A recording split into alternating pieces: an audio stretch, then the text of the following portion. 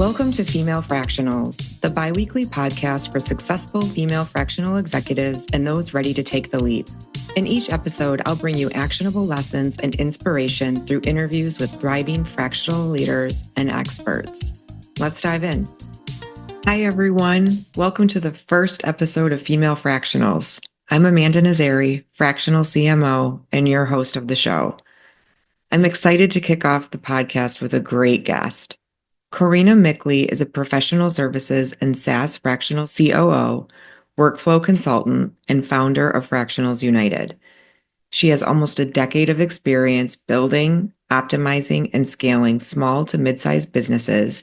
And although she can and has managed and optimized most functions, she provides the most value by leading and focusing teams and streamlining and optimizing systems. Karina works best with founders looking for a right-hand partner who will manage and run the business while they focus on their areas of strength and interest.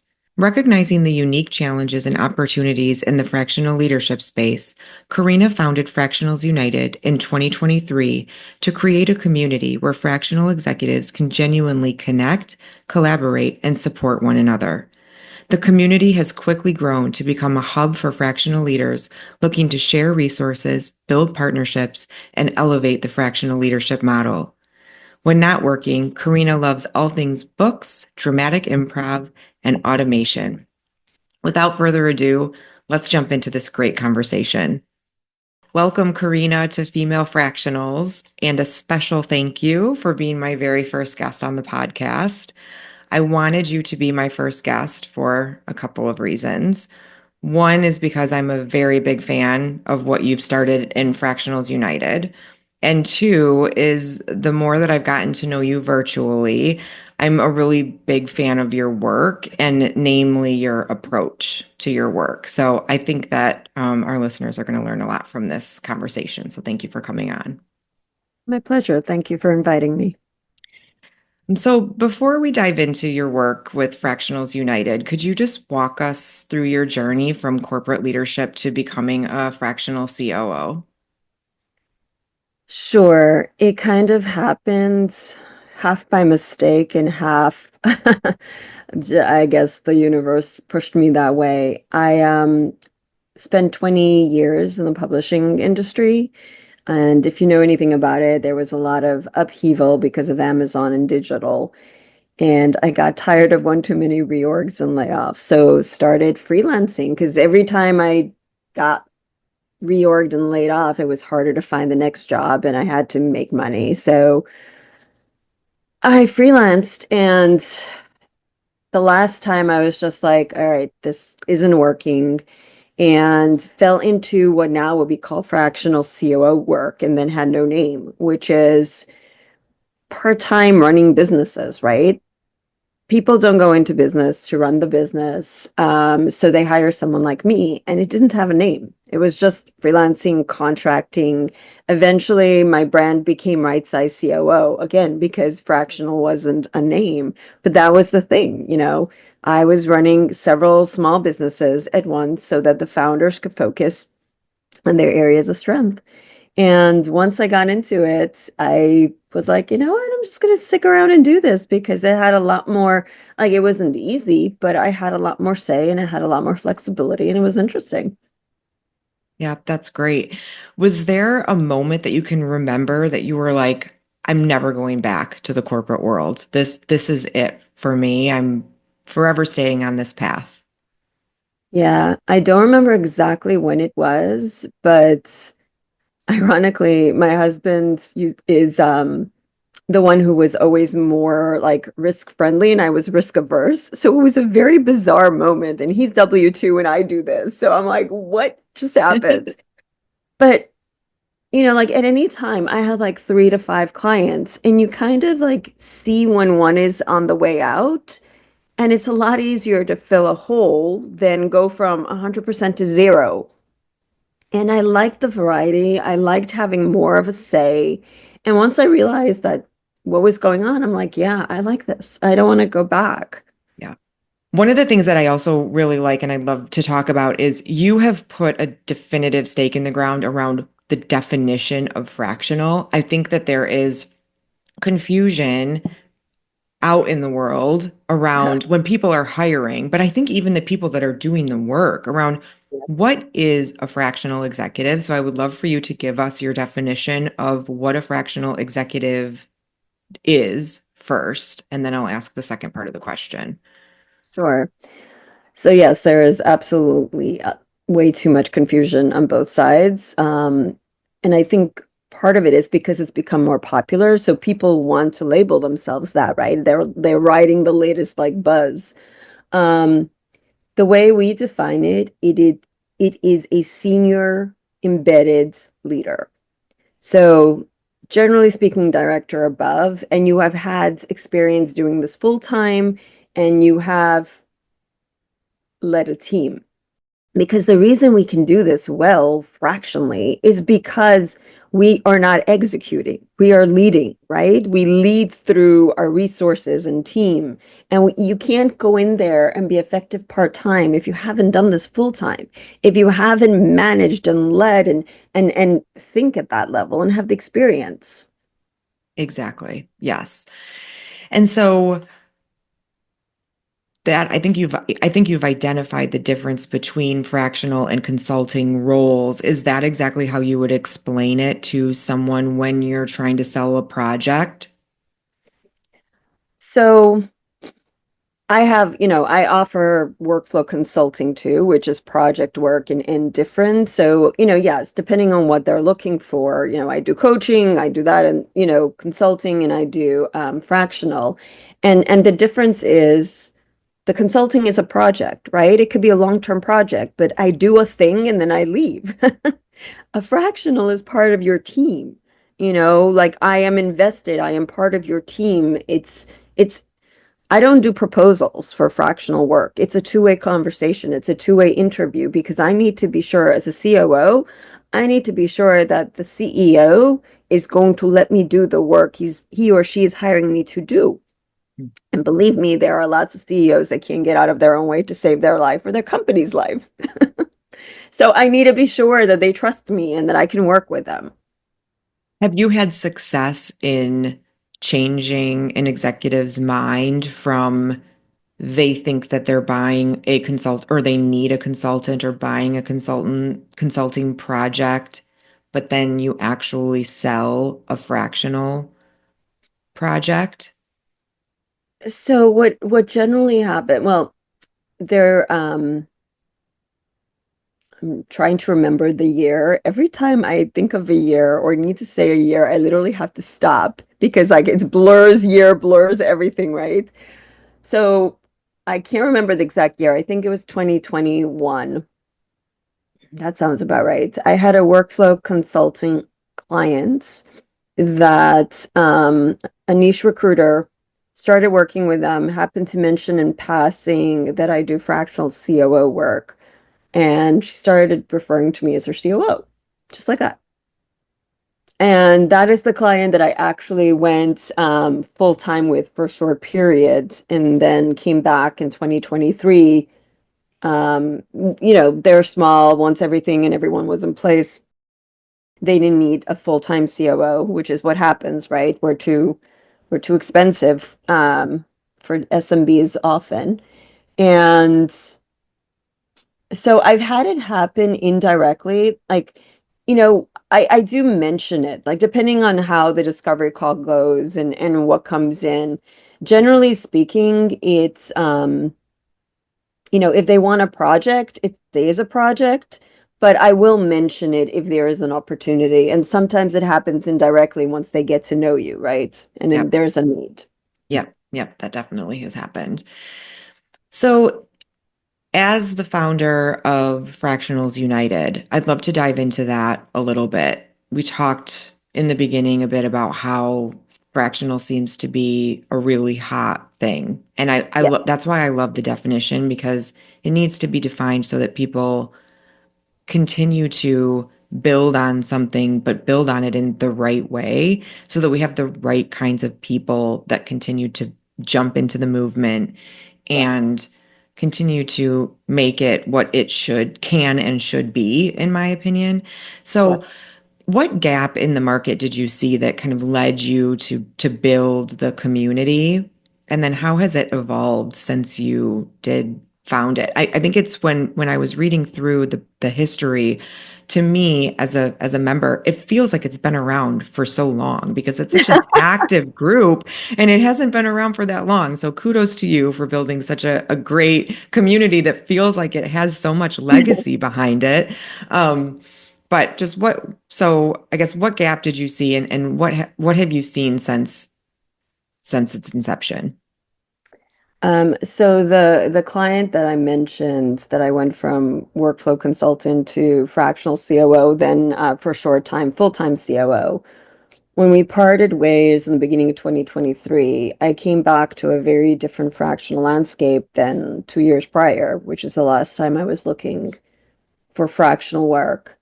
And one of the biggest changes, honestly, Upwork was no longer viable. I'm an introvert.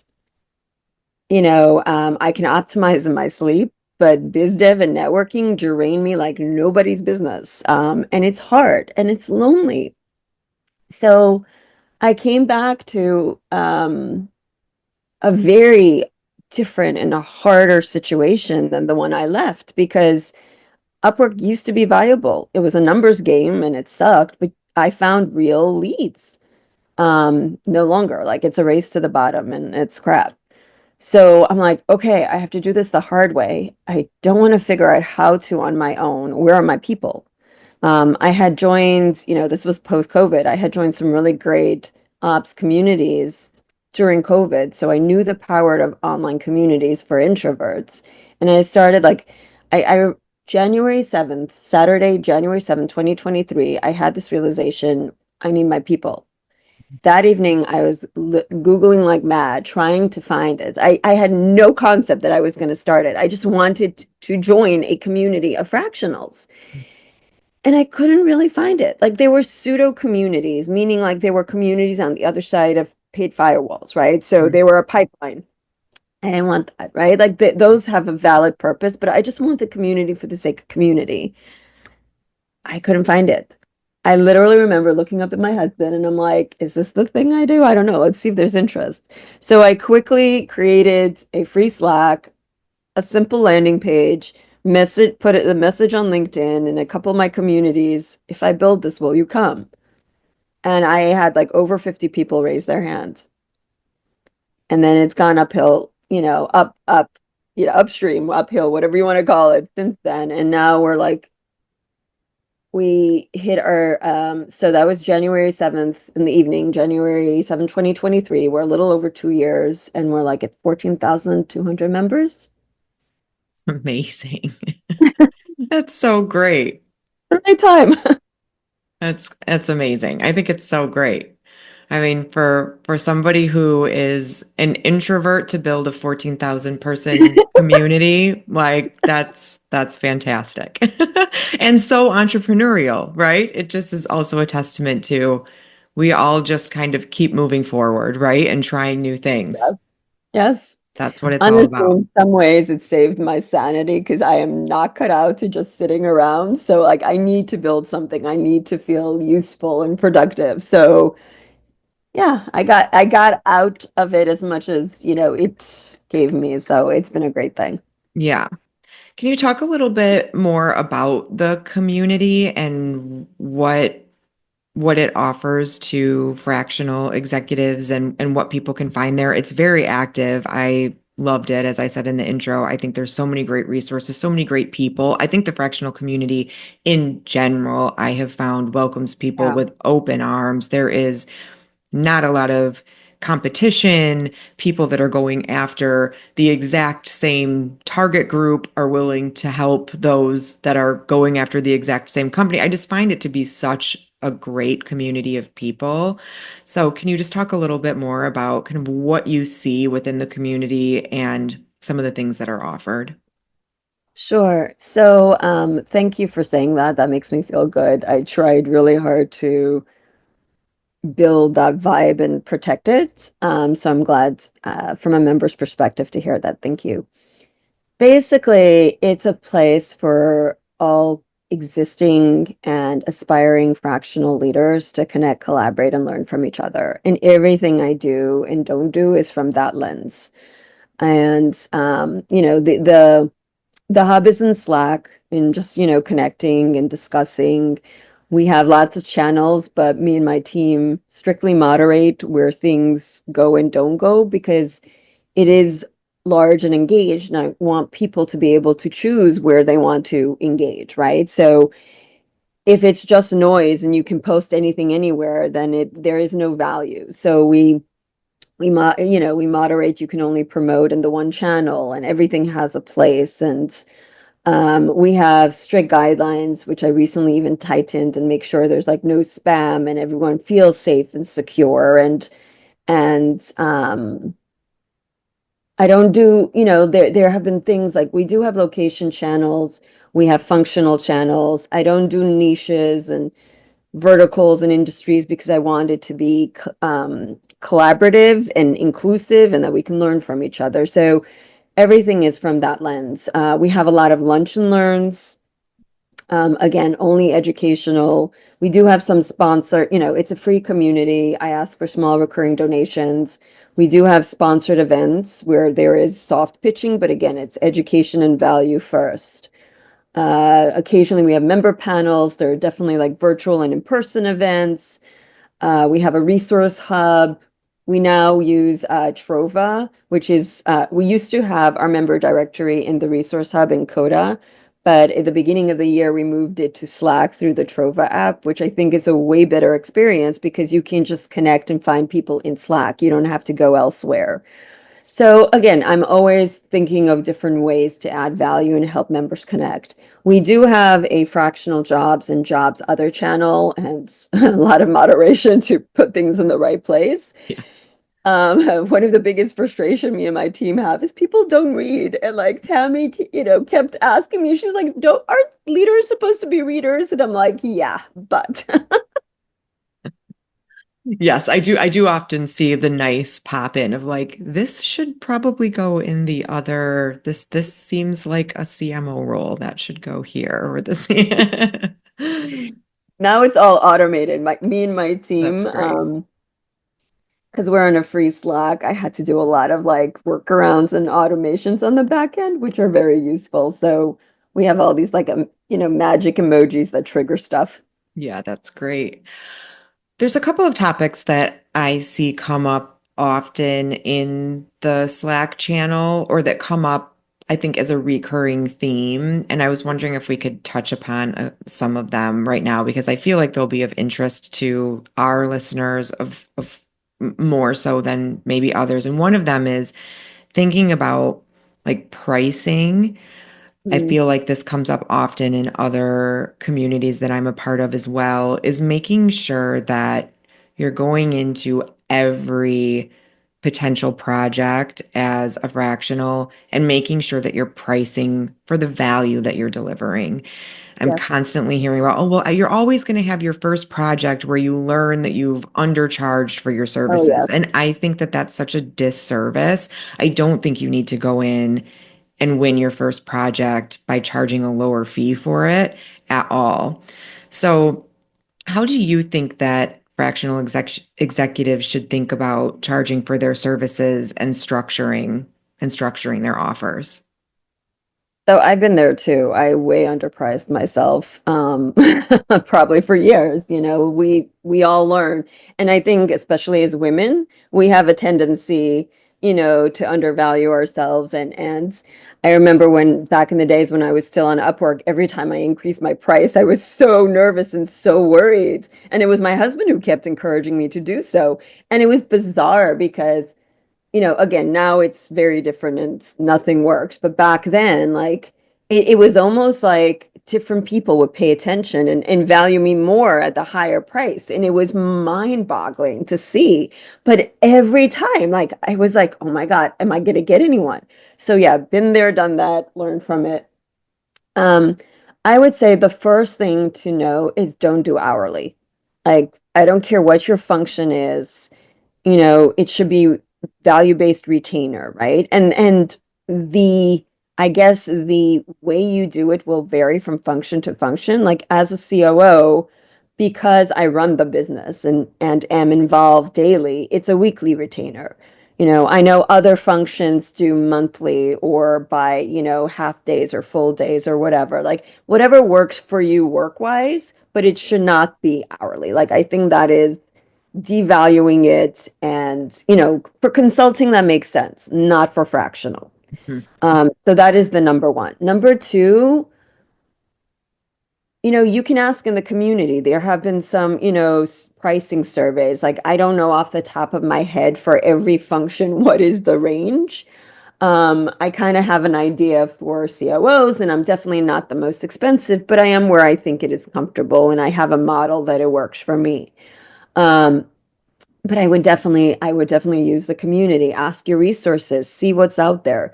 There's also a really good book by Ben Wolf called Fractional Leadership, and he has a whole chapter on pricing and how you work backwards and, think about like taxes and other things to come up at a price. That's great. That's great. Are there other common pitfalls that you tend to see when people are first starting out? Yes. Especially if this is your first time working for yourself, right? And you've been a W-2 employee, you have to structure a business, right? Like you have to be an LLC. You should not be an individual. You should have a separate bank account. Just think about yourself as a business. Even though you're embedded in someone's team, it's a very different dynamic, and you have to think about yourself as a business and protect yourself, right? So that it's B2B. That's number one. You have to get used to juggling multiple clients and set expectations up front. I do both as, just I've learned to do this, but you have to block time. And I said, every client will have set time. They know I'm available. They know, either for work, for meetings. And obviously, if an emergency comes up, like, we use Slack, there's a way to get to me. But this is when I am paying attention to you and your business and will respond.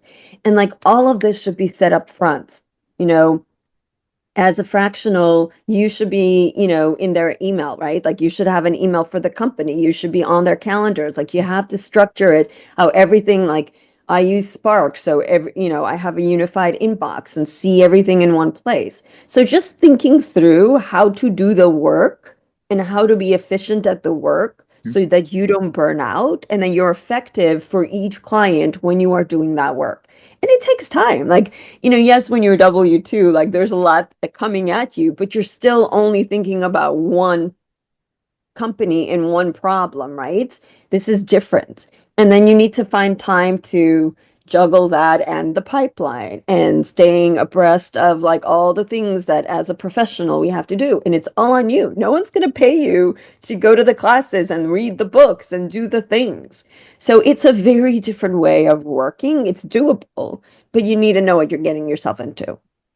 So true. Time blocking has become my absolute best friend. I mean, having to time block and managing those expectations up front and communicating that with the client. I am fully on board with that. And time blocking time to actually focus on your own business is Yeah. also critical. You are one of your own clients as well. You Yeah. have to do the invoicing and do the business development and do all of the things. So I am a huge fan of time Yeah. blocking as well. So, okay, I know we're running short on time, but I do want to get your thoughts on where do you see or where do you see the fractional space in, I feel like it's moving so quickly, but let's say 3 years from now. So hopefully, it's going to be a lot easier for us to find the work. And once it does, it's going to even explode more. It's the way of the future, especially with AI now. I think, we're going towards a place where companies, small companies can't afford full time anyhow. And now, if you have a fractional and you have like AI assistants and a few people doing it, you can do so much more, right? And I think that's where everything is going, right? Fractional was going there to begin with. I think AI will actually, in some ways, accelerate that because people can't afford, like, benefits is crazy, everything is crazy, and we are the force multipliers for SMBs and startups and scale ups. We allow them to learn from our mistakes and all the other things without having to do it firsthand. And also it's like people need help, right? You can't be good at everything, and nor should you be. And we allow them to bring in people really good at certain things at a very high level affordably. I couldn't agree more. I think we're definitely on the precipice of something. Okay. So at the end of every interview, I am going to close with rapid fire questions. These are questions that are meant to be answered in one word or one sentence or less. So, Okay. all right. Most unusual place you've taken a client call. In the car on the way to visiting my son at sleepaway camp. Favorite productivity hack. I'm blocking. Love it. Sorry. I mean, it's like my favorite thing. Best investment you've made in yourself. Improv classes. An introvert. You're surprising me with the introvert. You don't seem like one at all. Or I love that you push yourself out of your comfort zone. Early bird or night owl. Night owl, 100%. 3 apps you can't live without. All things G Suite, Slack, and Coda. Most unexpected skill that's helped your career.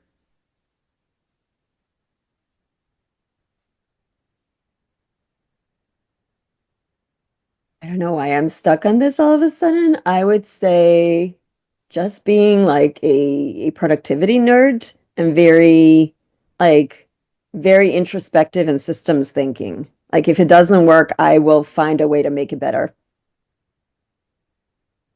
Okay, most used emoji in professional texts.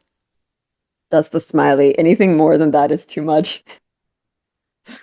What's your go-to comfort food? Chocolate. And finally, what's the last thing that you impulse bought? Books. Always books. It's a great impulse buy. Well, thank you so much. I appreciate your time. I'm glad you time blocked me for 30 minutes of your day. Thank you for being my first guest. This was fantastic. I will link to Fractionals United so that everybody can join the community and become a part of it. Again, I'm a huge fan. Um, Anything else that you want to make sure we cover? No, that works. Thank you. Okay. Thank you so much. Thank you for having me. Thanks for listening. And as always, please remember to follow, like, and share. And don't forget to head to femalefractionals.com and sign up to receive special offers from each of our guests.